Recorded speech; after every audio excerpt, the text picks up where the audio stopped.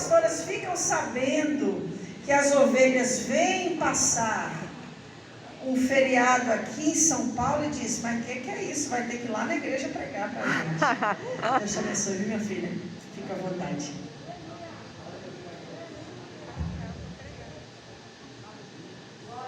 Paz do Senhor, irmãos. Amém. Grande satisfação estar aqui nessa igreja. Sempre quando nós vemos a São Paulo, não tem como não vir aqui, pastora. A gente até tenta fazer uma programação só para turistar, mas é um renovo estar aqui com os irmãos. Quero agradecer, pastoras, por esse convite, trazer meu abraço lá da cidade de Londrina para todos os irmãos. Tenho certeza que cada um de nós que está lá lembra dessa igreja com muita gratidão, porque foi daqui que nasceu aquela porta que se estabeleceu lá em Londrina. Sem perda de tempo, eu quero que você abra comigo no livro do profeta Ageu. Nós vamos ler alguns versículos. Ageu, capítulo 1, nós vamos ler a partir do versículo 9. A tradução da minha Bíblia é a King James 1611, se os irmãos quiserem colocar de acordo com a tradução. Livro do profeta Ageu, capítulo 1, a partir do versículo 4, quantos acharem, digam amém. Amém. A palavra do Senhor diz assim: acaso é tempo para vós habitardes nas vossas casas forradas, e esta casa fica deserta? Agora, portanto, assim diz o Senhor dos Exércitos: considerai os vossos caminhos. Tendes semeado muito e recolhido pouco. Vós comeis, mas não tem o suficiente. Bebeis, mas não tens o suficiente, mas não vos saciais. Vestivos, mas ninguém se aquece. E o que recebe salário, recebe-o para colocá-lo em um saco furado. Assim diz o Senhor dos Exércitos: considerai os vossos caminhos. Subi ao monte, trazei a madeira, e edificai a casa, e me agradarei nisso, e serei glorificado, diz o Senhor. Vós esperaste muito, e eis que veio a ser pouco. E quando o trouxeste para casa, eu dissipei com um sopro. Por quê? Diz o Senhor dos Exércitos: por causa da minha casa, que está deserta, e cada homem corre para a sua própria casa. Amém? Amém. Rapidamente, irmão, porque nós queremos ouvir a palavra do Senhor, mas a meditação que eu queria trazer para os irmãos a respeito desse texto, que tem o contexto do retorno do povo de Israel de um exílio de 70 anos. Nabucodonosor tinha entrado em Jerusalém, destruído o templo, destruído a casa do Senhor, destruído os muros de Jerusalém, e conforme a profecia de Jeremias, aquele povo ficou cativo por 70 anos. Mas findado esse tempo, a palavra do Senhor diz que os persas venceram o povo babilônico, e Ciro emitiu um decreto para que esse povo retornasse para o seu lar. Então eles foram libertos daquele cativeiro de 70 anos e voltaram para a sua terra. Só que quando eles voltaram para a terra deles, eles já não encontraram mais aquele templo maravilhoso, eles não encontraram mais a cidade do jeito que eles deixaram. O que eles encontraram ali foi destruição. E a Bíblia diz que, lá no livro de Esdras, que quando eles chegaram, eles se animaram em reconstruir aquilo. Mas com o tempo, eles viram que eles tinham tanto para fazer a respeito deles mesmos, que houve um desânimo geral. Eles já não queriam, não se importavam mais em reconstruir a casa do Senhor. E quando o profeta Ageu é levantado para dizer isso, eu quero que você entenda a dupla importância dele dizer para o povo que era necessário construir o templo. Ele não estava só dizendo que era necessário erguer paredes, mas ele estava dizendo para aquele povo: é necessário que vocês se voltem para o Senhor. Nós estamos falando do povo judeu. E o povo judeu, irmão, ele precisa de um lugar para ir adorar ao Senhor, para sacrificar ao Senhor. Nós não estamos falando de nós no século 21, que podemos, através de uma rede de internet, adorar a Deus na nossa casa. que nós somos o templo do Espírito Santo. Eles precisavam de um lugar e eles estavam negligenciando este lugar.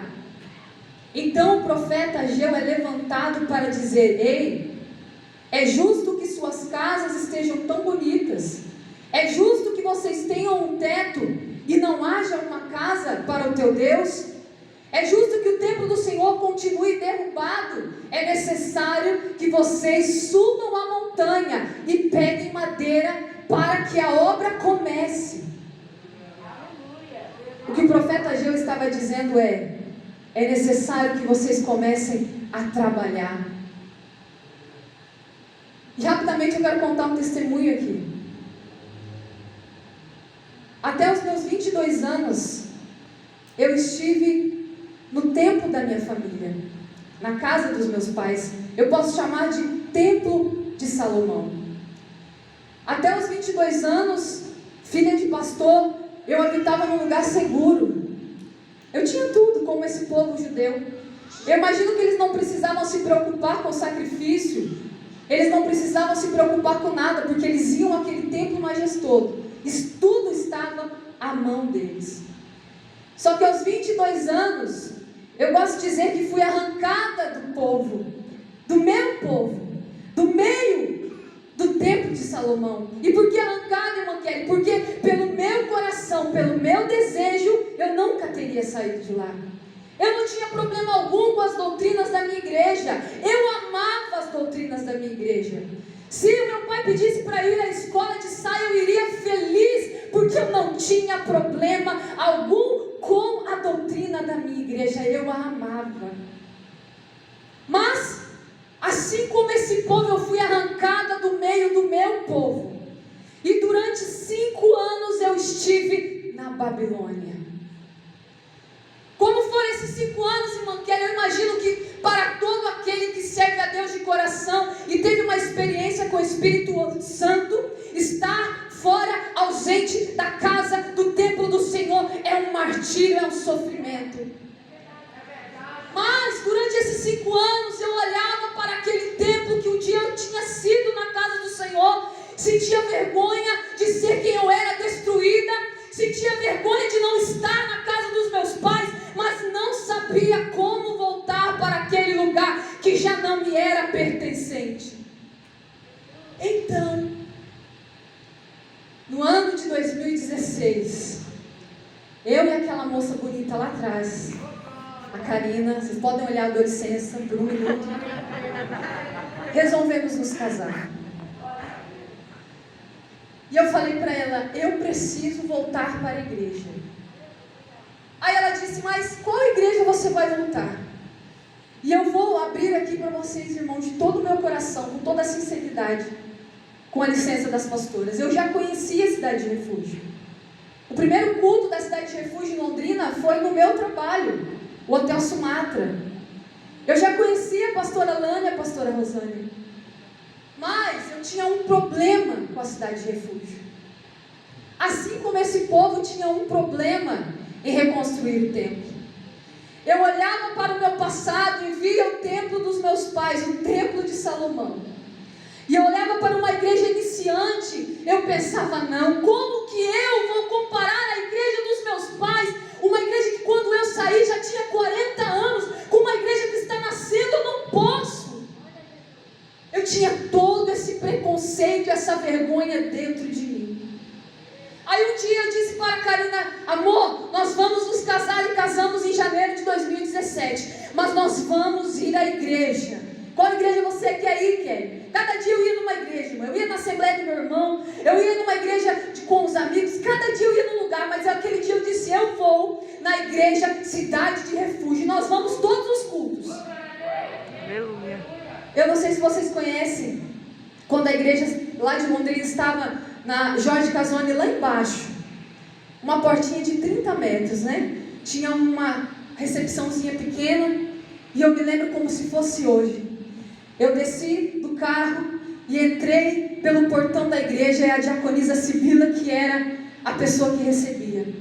A Sibila, quando ela me viu no portão, ela não me conhecia, ela não sabia quem eu era. Ela levantou as mãos, ela abriu os braços e veio sorrindo na minha direção e disse: seja bem-vinda. Naquele momento o Espírito Santo de Deus me abraçou, não foi a diaconisa Sibila. Naquele momento o Espírito Santo de Deus me abraçou e eu tive naquele momento uma revelação a respeito da igreja do Senhor. O Senhor falou comigo dessa forma: Kelly, quando foi que você teve que subir ao monte para edificar a igreja dos seus pais? Kelly, quando foi que você teve que cortar madeira para que a igreja Luz do Mundo, a igreja dos meus pais, nascesse?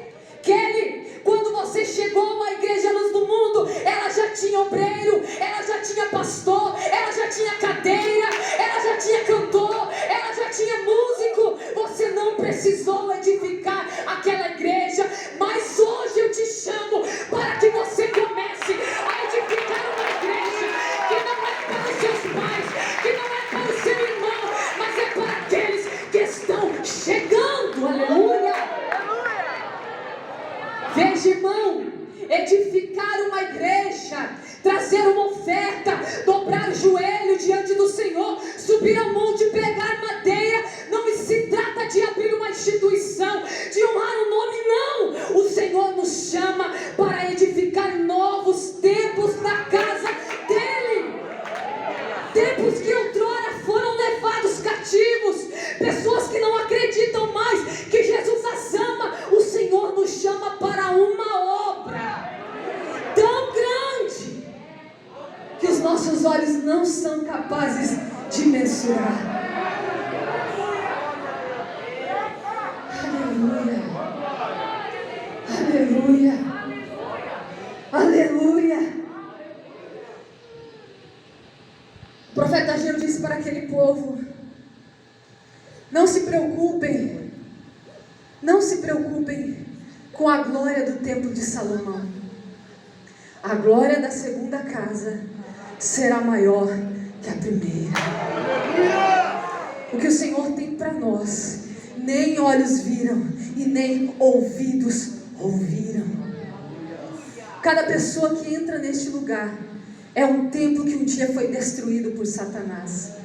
E nós somos chamados com urgência para sermos aqueles que reconstruirão esses templos para adorar o Senhor. Feche seus olhos, nós vamos orar. Nesta manhã eu não quero que você venha ofertar na casa do Senhor como uma obrigação. Eu não quero que você venha metodicamente, porque eu creio que a obra do Senhor se realiza através do Espírito Santo de Deus. O que isso quer dizer, irmã Kelly? Que você ofertando, você dizimando, com todo o teu coração você está edificando a casa. Mas não quer dizer que se você não ofertar, ou você não dizimar, a obra vai acabar, porque ela não vai acabar. A obra é do Espírito Santo de Deus. Ele abriu e Ele vai continuar a mantendo. Mas nessa manhã eu quero que quando você se levante para ofertar, você venha com a convicção que você está subindo o monte e trazendo madeira para a edificação de vidas. Amém? Pai, em teu nome, eu quero agradecer, Jesus, por essa oportunidade.